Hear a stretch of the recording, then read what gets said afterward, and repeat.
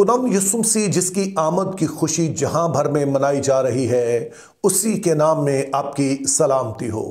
इस चैनल पर हर सुबह 5 बजे एक नया पैगाम अपलोड किया जाता है ताकि आप अपने दिन का आगाज़ खुदा के कलाम की बाबरकत अमीक बातों से कर सकें।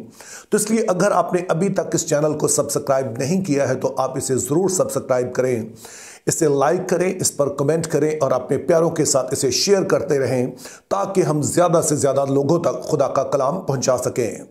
आज की इस वीडियो में हम एक और वीडियो का जायजा लेंगे जो एक दूसरे यूट्यूब चैनल पर अपलोड की गई ही और मुझे भेजी गई है कि मैं बाइबल मुकद्दस की रोशनी में इस वाली वीडियो का जायजा लूं। यह वीडियो एक मसीही यूट्यूबर की तरफ से अपलोड की गई है जिसमें उन्होंने इल्जाम लगाया है कि वो तमाम मसीही जो क्रिसमस मनाते हैं दरअसल वो खुदा के हुक्म की नाफरमानी कर रहे हैं। और साथ में उन्होंने ये भी इल्जाम लगाया है कि जो कोई भी क्रिसमस ट्री लगाता है, सजाता है, तो वो दरअसल बुत परस्ती कर रहा है। अब वैसे तो ये इल्ज़ाम लगते ही रहते हैं, मगर फ़र्क ये है कि ये इल्ज़ाम आमतौर पे या तो गैर मसीहों की तरफ से लगाए जाते हैं या फिर वो लोग जो कि इतने मारूफ नहीं होते हैं, कोई उन्हें जानता नहीं है, तो वो इस तरह की बातें करते हैं। लेकिन जेकब भाई जो है वो काफ़ी मारूफ है, काफ़ी लोग उनकी वीडियोस को देखते हैं, तो इसलिए मैंने मुनासिब समझा कि उनके इन इल्ज़ामात का संजीदगी से जायज़ा लेकर बाइबल की रोशनी में उसका जवाब दिया जाए। तो इस हवाले से जो पहली चीज़ मैं कहना चाहता हूँ वो एक असूल है जो कि हमने सेमिनरी में सीखा था, और असूल ये था कि मीडियम इज़ द मैसेज, यानी कि जो शख्स पैगाम दे रहा है, जिसके वसीले से पैगाम दिया जा रहा है, वो अपने आप में एक पैगाम है। तो इसलिए ये बात ज़रूरी होती है कि जो भी शख्स कोई दावा कर रहा है, किसी तरह का इल्ज़ाम लगा रहा है, कि हम ज़रूर देखें कि उसकी अपनी तालीम क्या है, उसकी अपनी स्पेशलिटी क्या है। तो आइए पहले हम जेकब भाई के इस चैनल की डिस्क्रिप्शन पढ़ लेते हैं जिसमें इन्होंने खुद बताया है कि दरअसल इन्होंने ये चैनल बनाया क्यों है, और आपकी स्क्रीन पर ये डिस्क्रिप्शन आ रही है। ये अंग्रेजी जुबान में है और मेरा ईमान है कि आप इसे पढ़ सकते होंगे, लेकिन उन लोगों के लिए मैं सिर्फ इसका तर्जुमा कर रहा हूं जिनको शायद थोड़ी सी इसमें दिक्कत आए। तो इस डिस्क्रिप्शन में लिखा है, ये चैनल इसलिए बनाया गया है ताकि हॉलीवुड और बॉलीवुड में बनने वाली फिल्मों की कहानी पर बात हो, और फिर इन फिल्मों और जो मैगजीन कवर्स हैं और म्यूजिक वीडियो जो हिंदी और उर्दू में होते हैं उनकी वजाहत दी जा सके। मैं मुकम्मल फिल्में देखता हूं और फिर उन्हें बेहतरीन मगर सादा अल्फाज में समराइज करता हूं और फिर उनके साथ मुनासिब इमेजेस लगाकर उन्हें पेश करता हूं। तो इस तरह से आप थोड़े से वक्त में किसी भी फिल्म की समरी और उसकी मुकम्मल कहानी से वाकिफ हो पाएंगे। और मज़हब के बारे में मेरा इल्म बुनियादी नौइयत का है। अब जो अल्फाज आपने सुने हैं ये मेरे नहीं है बल्कि जेकब भाई के अपने हैं जिन्होंने ये चैनल क्रिएटर किया है, और इसमें दो अच्छी बातें आप नोट कर सकते हैं। उन्होंने वाज़े तौर पर बताया है पहले तो कि वो फिल्मों के माहिर हैं, वो हॉलीवुड और बॉलीवुड में आने वाली हर फिल्म देखते हैं, फिर उसकी समरी तैयार करते हैं, फिर उसकी वजाहत करते हैं, तो वो माहिर फिल्मियात हैं। और दूसरी बात उन्होंने खुद कही है कि मज़हब के बारे में उनका इल्म बहुत ही बुनियादी नौइयत का है, और इस बात का इजहार उनकी वीडियो से भी होता है जिसका मैंने पहले जिक्र किया। और इसमें अगरचे उन्होंने बहुत सारे दावे किए हैं, लेकिन चंद एक चीज़ें जो कि ख़ास उन्होंने बाइबल मुकद्दस को जिस तरह से इंटरप्रेट किया है मैं उस पर बात करना चाहता हूं। तो इनका दावा है कि यीशु मसीह के बारे में यह कहना कि वो पैदा हुए हैं अपने आप में ही गलत है, यह बुनियादी तौर पर गलत बात है। यह भाई जेकब कह रहे हैं, और वो कहते हैं कि कैसे यह मुमकिन है कि जो अल्फा और ओमेगा है, वो जो अव्वल और आखिर है, उसके बारे में कहा जाए कि वो पैदा हुआ है। चूंकि अगर वो पैदा हुआ है तो इसका मतलब है कि उसका कोई शुरू है, तो इसलिए हमें यह बात कहनी ही नहीं चाहिए। अब ये वाला दावा काफी मज़हका खेज है और उसकी दो वजूहात हैं। पहले नंबर पर तो याद रहे कि जो मसीही इल्म इलाही है उसके मुताबिक यीशु मसीह कामिल खुदा और कामिल इंसान है, और खुदा होने के नाते उनका ना कोई शुरू है ना आखिर है, इसीलिए वो अव्वल और आखिर, इब्तदा और इंतहा कहलाते हैं, अल्फा और ओमेगा कहलाते हैं। लेकिन फिर यही खुदा जो कि अव्वल और आखिर, इब्तदा और इंतहा, जिसका कोई शुरू नहीं है, ये इंसान बनकर आता है, ये मुजस्सम होता है, इंसानी सूरत इख्तियार करता है। और जब वो इंसान बनकर आता है तो बतौर इंसान उनका एक आगाज है जो कि आज से तकरीबन 2000 साल पहले हुआ। और इसीलिए आप कई एक ऐसे गीत सुनते हैं जिनमें से एक मशहूर गीत यह है, खुद खालिक बण इंसान आ गया चरनी लाले डेरे। तो जब कहा जाता है कि यीशु मसीह पैदा हुए हैं तो कोई ये बात नहीं कह रहा कि यीशु मसीह का ये आगाज है, बल्कि कहा जा रहा है कि बतौर इंसान उनका आगाज है, जबकि खुदा होने के नाते उनका कोई शुरू नहीं है, वो अज़ल से मौजूद है। इसके अलावा ये बात इसलिए भी मज़हका खेज है कि बाइबल मुक़द्दस में बार बार कहा गया कि यीशु मसीह पैदा हुए। ये कोई कलीसियाई तालीम नहीं है कि यीशु मसीह पैदा हुए, बल्कि बाइबल मुक़द्दस में ये बात महफूज है और बार बार इस बात का जिक्र किया गया है। मिसाल के तौर पर जब जिब्राइल फरिश्ता मुक़द्दसा मरियम के पास आता है तो उनसे कहता है कि तेरा बेटा पैदा होगा। इसी तरह से जब मजूसी आते हैं तो वो आकर पूछते हैं यहूदियों का बादशाह जो पैदा हुआ है वो कहाँ है। इसी तरह से लूका 2 बाब और उसकी 6-7 आयत में लिखा है कि जब मुक़द्दसा मरियम के वसा हमल का वक्त आ पहुंचा तो उसका पहलौठा बेटा पैदा हुआ। और फिर जब फरिश्ता चरवाहों पर जाहिर होता है तो वो उनसे कहता है, मैं तुम्हें बड़ी खुशी की बिशारत देता हूं जो सारी उम्मत के वास्ते होगी कि दाऊद के शहर में आज तुम्हारे लिए एक मुनज्जी पैदा हुआ, यानी मसीह खुदावन। तो अब अगर कोई शख्स ये दावा करे कि यीशु मसीह पैदा ही नहीं हुए हैं, ये कहना ही नहीं चाहिए कि यीशु पैदा हुए हैं, तो फिर वो किसी शख्स की मुखालफत नहीं कर रहा है, बल्कि बराह रास्त खुदा के वाज़े और सादा अल्फाज जो लिखे हैं जिसके लिए किसी तरह की तशरीह की ज़रूरत नहीं है, उसकी वो मुखालफत कर रहा है, जो किसी तरह से मुनासिब भी नहीं है। और जो शख्स ऐसा कहता है ये उसके लिए भी कोई फ़ायदामंद नहीं है।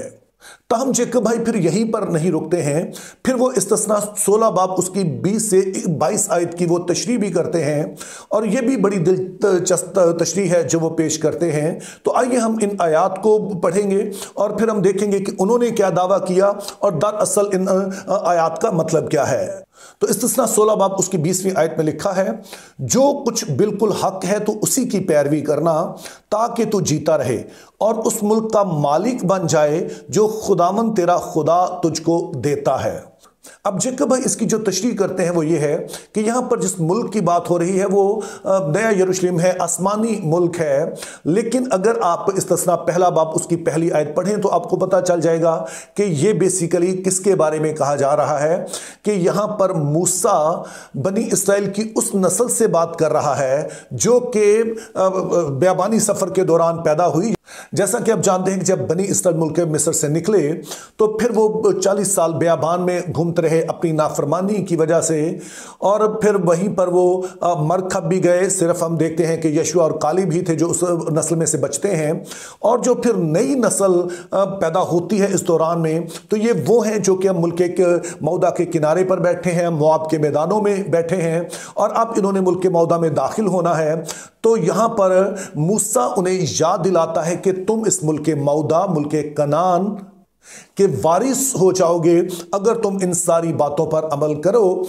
तो अब अगर कोई कहे कि इस वाली आयत में आसमानी यरूशलेम की बात हो रही है, नए यरूशलेम की बात हो रही है, तो इससे वाज़े होता है कि ये शख्स बाइबल मुक़द्दस की जो तारीखी तरतीब है उससे वाकिफ़ नहीं है, यानी कि वो इस बात को नहीं समझता है कि बाइबल मुक़द्दस की स्टोरी किस तरह से अनफोल्ड हुई है, कौन से वाक़यात कब हुए हैं और उस वक्त कौन किससे बात कर रहा है, किस जगह के बारे में बात कर रहा है।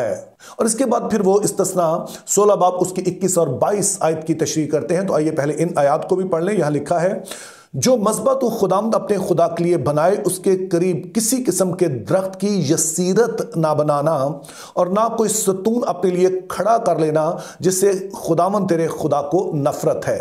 तो अब इन आयात की बुनियाद पर इस भाई का दावा है कि क्रिसमस ट्री नहीं लगाना चाहिए, चूंकि खुदा ने मज़बे के नज़दीक किसी भी तरह का दरख्त लगाने से मना किया है।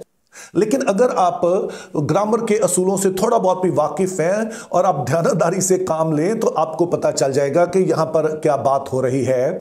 यहाँ पर हुक्म यह है कि तू किसी तरह की यसीरत ना लगाना।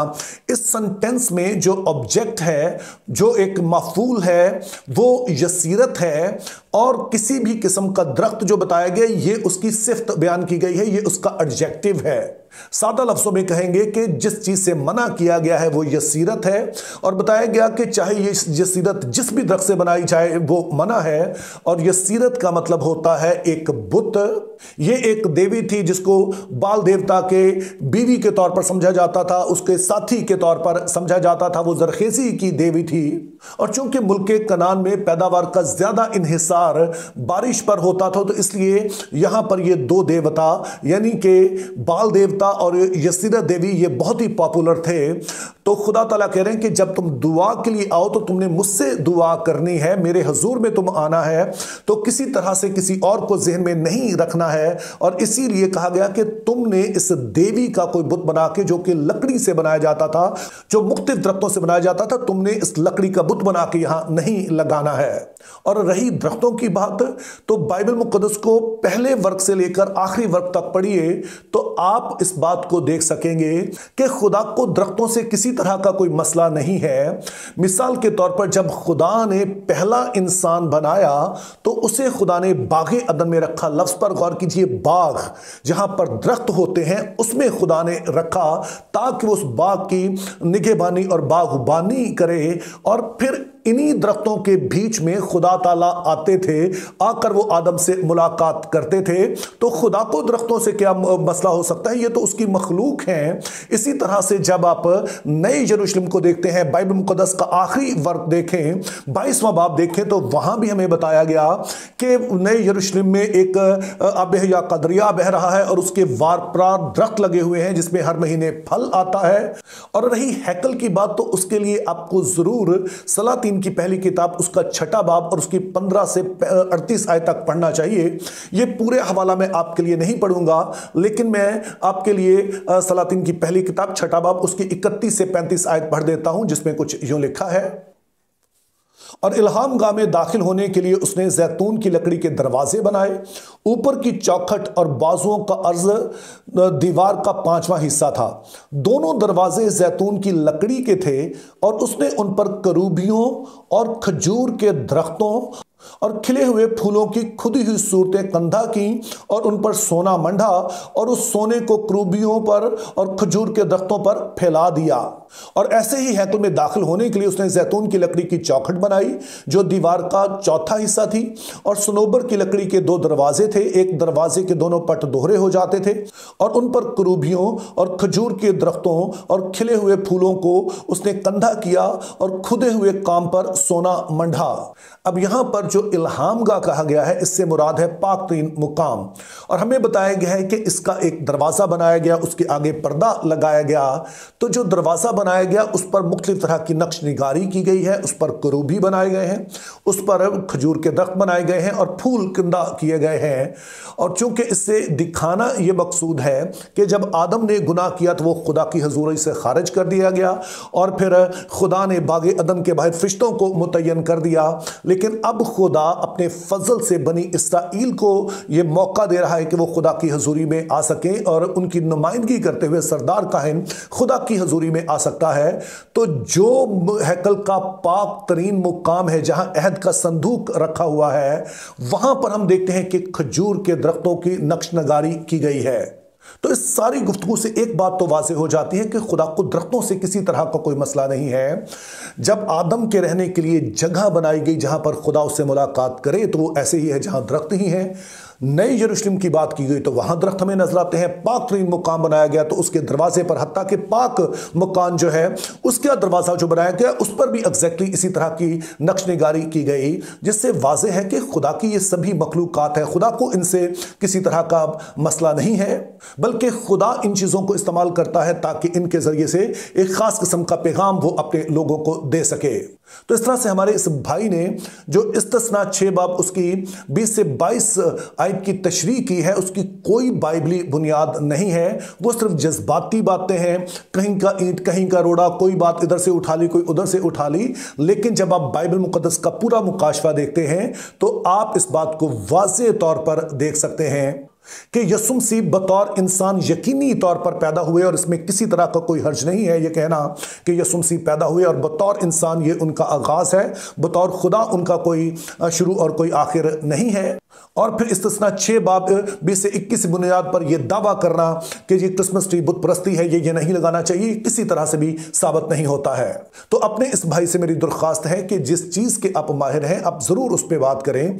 हम खुदा के शुक्रगुजार हैं कि बहुत बड़ी तादाद में लोग आपको देखते हैं, लेकिन जब बहुत ज्यादा लोग आपको देखें तो उतनी ही ज्यादा आप पर जिम्मेदारी बढ़ जाती है, क्योंकि अगर आपकी बातों से कोई अपने ईमान में कमजोर पड़ता है, उसकी मसीह के साथ मोहब्बत धीमी पड़ती है, वो कलीसिया को, खुदा के जो इंतजाम है उनको शक की निगाह से देखता है, तो ये किसी भी तरह मेरे भाई आपके लिए फायदामंद नहीं है। तो मैं खुदा का खादम होने के नाते आपसे दरख्वास्त करता हूं कि आपकी बहुत अच्छी फॉलोइंग है, आपका अच्छा असर रसूख है, तो इसको पॉजिटिवली इस्तेमाल कीजिए, लोगों का ईमान बढ़ाने के लिए इस्तेमाल कीजिए, बजाय इसके कि आप कॉन्स्पायरेसी थ्योरीज के जरिए से लोगों को मसीही ईमान में कमजोर करें। मेरी दुआ है खुदा हम सभी को ऐसा करने का फजल दे। Think biblically, live purposefully, have a very good day.